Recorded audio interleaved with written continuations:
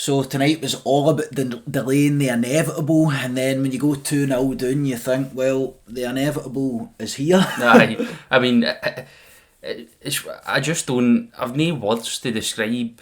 Like, I don't understand how every single game, like more recently, it's took to go 2-0 down for us to put a rocket up our arse, almost. And listen, I'm not going to sit here and be overly negative about a 5-2 win, but at the end of the day, like, having to go 2-0 down to finally get there, it's the manner you concede the goals as well, obviously. So the first goal, it's a great delivery, but what really pisses me off about it, to be honest, is you see Ridvan check his shoulder. He sees the runner coming in, but he doesn't bother his arse to like track back that extra 2-3 yards to cover the back post. And then as the goal goes in, his body language is just sort of resigned to and I'm like, well, you could have done something about it. Do you know what I mean? You could have tracked back that extra couple of yards. And then it just seems to me that normally teams, after they score a goal, seem pretty vulnerable to conceding, but with us, it's when we concede, we seem like super vulnerable in that 3 to 5 minute window, if even that, when we've conceded, about like conceding again. Pick ourselves up right after it, and it takes far too long. But to be honest, I feel like obviously in comparison to that first half performance, I mean, there's not really much to talk about in terms of that first half performance. It's what we've seen every other game this season. But the interesting thing is, at half time, when we started to bring on the younger lads, I honestly, that wee Robbie Fraser, I think he had a decent game. He was obviously come on for Yilmaz, who was probably the most creative spark in the first half, and I think he done well. He looked like a kind of similarish kind of player. He loved to get on the ball. He wanted to drive into the opposition box. But can we just, before we even talk more about the game tonight, we've just seen Ridvan play a full, I think it was about 70-ish, 60, 70-ish minutes there. Why could he not have started that Old Firm? I mean, we're only a couple of days apart. He got a run out in the Old Firm. If he's fit enough to start the night and play the way he did, I mean, he'd done what he normally does the night. He's good at driving inside. He's actually much better defensively, I think, as well than Barisic. Although he lacks that stature of Barisic, I actually think I would actually take Yilmaz in the air over Barisic as well, 100%. Just with his determination, his willingness to want to win the ball back. But for me, I think it's a grave mistake we've made against Celtic by no starting him. Even if we only get a first half at him, I think you got to go in there with the players that are going to give you that dig and that energy. And I think that's what Clement set up with tonight. Obviously, it never worked for the first half, and this is our biggest problem, and it's something that needs to get wrapped for next season. We can't keep getting full first halves away, basically, and gone 2-0 down, because that's where the criticism comes for Clement, I think, and that's where I think that when I look back, like, obviously you take it the bigger picture with Clement, you can't really blame him for what he's got left, but I do think there's times where he's put out a starting 11 and the players we'd like to see start are on the bench, and then it's took for half time, maybe 60 minutes, 70 minutes for Clement to make the changes, and then we see the impact on the game for the players that, you know, we knew were going to have an impact in the game. That was the frustration with the Old Firm. That was the frustration with previous games as well, where, I mean, it looks, obviously we could sit here and say, just genius subs for Clement. Listen, they are good subs, you know, they make an impact in the game. Give Clement credit for that, but at the end of the day, some of the players definitely should have been starting that game. Another enigma for me is, you see the performance, probably a man of the match performance, if not close to it tonight, for Cantwell, and obviously he doesn't even get a look in, doesn't even get a 10 minutes in the Old Firm, and this is what frustrates me about Cantwell.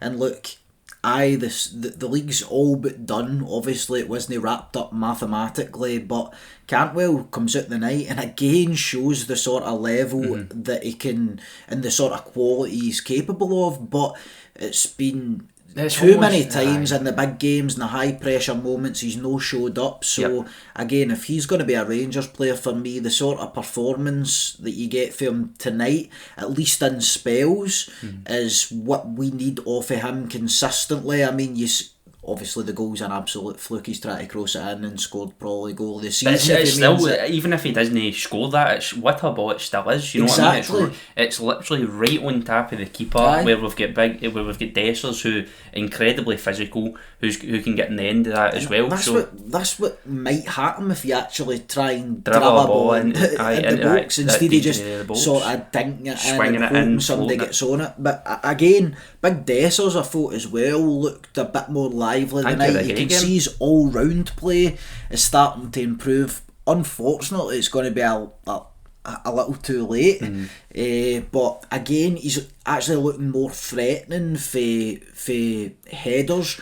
Depending on the sort of service you're getting into the box, obviously is going to dictate whether he scores a lot of headers or not. But if you look at Dessers' season in general, there's some pretty decent numbers there. That's the thing. But at the end of the day, like, if you watch Rangers week in, week out, like we do, and like most of a lot of the fan base do as well, you'll notice that, and there's sometimes he'd put that chance, that important you don't even need to watch week in, week out, mate. You just need to see the one that I think Cantwell drills along the face of the goal when he misses an open goal for 2 yards out. So this is the problem with Dessers, that he'll score the difficult to score headers and miss the just touch it. I know it's drilled across to him, but come on, I mean, let's he's got to be putting them away. There's such a love-hate relationship. That's why I feel like the whole relationship between Dessers and the fans is so weird. Even I don't know what to think of him. Like, as a person, as a player in that team, the way he puts himself about, the way he tries to get involved, the kind of drive he's got in the game,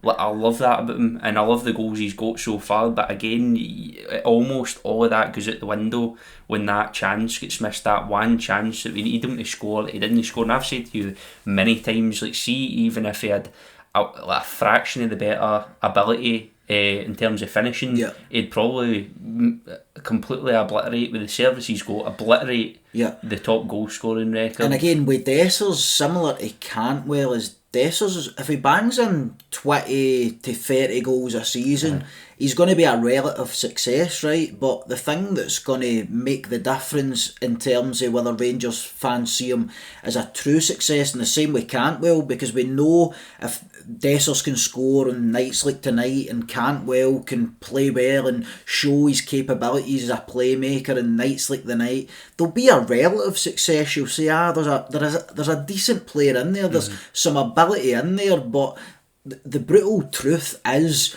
they'll be judged in the big games. They'll be judged in the Scottish Cup final and Old Firm. At the end of the day, that's what's going to make the Rangers or break the Rangers' career. This club gets judged on trophies. That's it. And regardless of how well you play throughout the season, you could be the best player by miles. If there's no trophies to back that up, that's been the Tav argument over the course of the years. To be honest, that debate between his numbers and the amount of trophies he's lifted. And to be honest, I can see things for both sides. Obviously, as a Rangers fan that's lived long enough to see us like succeed at an extremely high level, that you can't, when you look at Tav, you can't help but have that kind of, see that black cloud that's hanging over him. Of course. And to be honest, I thought he had a really quiet game tonight. Like, I didn't see him get involved in too much. I mean, look, mate, the thing for me is, right, watching Rangers week in, week out is absolute psychological warfare. Oh, it is. Like, Tav's the sort of captain that takes you to the Europa League final, but also takes you up to Ross County on the tightest league title running there's been, and you drop 3 points. It takes you to Dundee and you draw nothing each. Like, and it's the same, that same theme sort of is riddled through the team, in terms of 1 week you get a Cantwell who looks unplayable, the next week you get a Cantwell who's no in the game. It was a similar story with McCausland as well, because I thought McCausland played well the night Aye, what is I your thought- thoughts on McCausland? Because again, the Rangers fans are split on McCausland, and obviously he's early in his career, but I'm seeing just really good signs for McCausland. I'm Obviously, seeing his good goal signs, tonight, but- he gets it for nothing, but bar just no geeing up. You know, it's a bit like, I don't want to go and start talking about Celtic, but that sort of type of hard running that Maida does for them, where he doesn't gee up and he'll get chances through his own hard work, Well, and this is what you need your same wingers way. to do. We've lacked pace, we've lacked urgency out in the wings. I don't think Silva's the answer, so we're going to need somebody with the sort of energy and pace that McCausland's got. And again, it's early in his fucking career, man. Well, So you got to 100%. give the boy a chance. But the thing at is, least. the reason I think whenever you see a fan base splitting a player, like, it just demonstrates it's inconsistency. And the thing is, there's been far too many times as well where the likes of McCausland, I know he's still, but at the end of the day, he's 21. You know, he's coming on to his peak years. He is a young player, but he's coming on to his peak years. As a fan base, we'd want to look at McCausland and start seeing the consistent performances creep in. And there's been times where the games kind of went past him, and that's no using him as a scapegoat, because at the end of the day, there was a point in the season, a large point in the season, where you could say the same about Dessers. The game's getting played. How many times did we say at the start of the season under Beale, you feel that the game's getting played round about every player in that team at spells the throughout day the season. Tavernier, I think the game get played round about him. You could say the same for Raskin, which is why he was dropped. Obviously, And I would Lundstrom as what well. about Raskin the night again? If I didn't know he was in the starting 11, I never seen much for him the night. You can either. give Raskin one thing, although he doesn't have any huge impact in the game. He does work. He gets a bit in the background. Dirty work that you don't really notice that But much. For me, when he gets on the ball, you're not seeing that cutting edge. You still don't feel a midfield presence. Now, I think could be due to just him not having that much game time under his belt also, because again with Raskin, it's a bit like the Cantwell argument. I think there is a player in there, but it's no good saying there's a player in there. It's you need to see the quality week in, week out. That's what's going to win you trophies, and especially the league. Do you know what I mean? It's about consistency. Again, you look at the subs we're bringing on the night. You look, honestly, we've delayed the inevitable. That's all that tonight was about. But I still look at the quality throughout that side, and it says a lot, right? Worry, It honestly, says a lot that we brought 3 academy boys on, right, and we've got McCausland in there as well.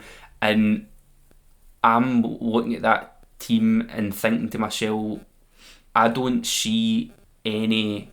There's no drop in performance. There's no discrepancy between. There's no differentiate between who's your first team and who's your academy players. Aye, they boys come on with a point to prove at the end of the day, and that's what McCausland done to break into the team. He come on with a point to prove. I think he done well to get into the team and keep his place in the team. And boys like Fraser, boys like McKinnon and stuff like that, they'll want these couple of games towards the end of the season to go, right, I can step up into this team, make an impact. Because let's be honest, we need it. We can't keep going season after season having these revolutions within the squad every single transfer window, taking risks on crazy amounts of cash like we did with Beale. We've got to have that foundation of the academy in there, and boys need to come up through it and they need to play, and that's something where we've lacked over the course of the previous season. So it is good to see the boys. How many of them we'll see next season once Clement gets the players that he wants in, I don't know, but again, it's something that we should be looking to really, really fucking focus on in the next couple of years. Definitely. I mean, like we spoke about on the podcast a few weeks ago over on Patreon, it's either you develop your youth players, bring them through, bring them on, build them up and sell them, move them on, or you bring talent in from elsewhere that's sort of undiscovered and try and do the same with them. But ultimately, if you want to be a selling team, you need to do a good mixture of both. And honestly, like, I was thinking about this earlier the day. I was thinking, since they signing this multi-million pound star striker or midfielder, we need to actually bring in somebody who's gonna help us recruit well, because 100%. The recruitment is killing us without a doubt, and that's not just recruitment's not just bringing people in, it's about knowing when to sell people, it's about knowing... you take a player to the peak of their ability, where they perform the best and there's the most interest in, and you move them on. It's as simple as that. If you're a selling club, that's what you want to do. Us as fans, if we get tied in with a player, if we bond with a player and they're playing really well and then they're getting moved on, there will be, within the fan base, there will be like anger within it. But at the end of the day, like, I think that over the past couple of seasons, what is, I think it'll be different, because what the club's almost proven to is that doesn't work. It doesn't work for us. It doesn't work Scottish football. You need to bring players up. You need to get them literally time it perfect. You're almost timing the market at that point, and you need to move them on. I think we also, and mate, I see it in the comments frequently, is we need to no be shy of looking at people who are doing it in the league already, at the smaller clubs in the league. Do you know what I mean? There's some good quality young players in this league who are doing the business, who we could get relatively cheap and just take a chance on them. Again, this is all a job for the summer, and again, it will be between Clement and the backroom staff and the people in charge of recruitment to get it right. But there is a lot on the line in terms of getting it right, because if we simply can't afford to have another summer transfer window wasted. And one last thing as well, how many players did we have missing tonight? I think there was 11 players in total, maybe one or two through suspension. But that's whatever is going on in terms of injuries at Rangers needs to be rectified. Well, the thing is, Clement said in his last press conference, he made a point in knowing what's going on, and I think I think they should. No, I don't know if they would be allowed to disclose this, but me as a fan personally, I want to know what's going on. I mean, you think of the amount of resources that are available to these Rangers players, and they've probably, let's say, got the best of the best, access to your sports scientists, nutrition, recovery, all these modalities, yet...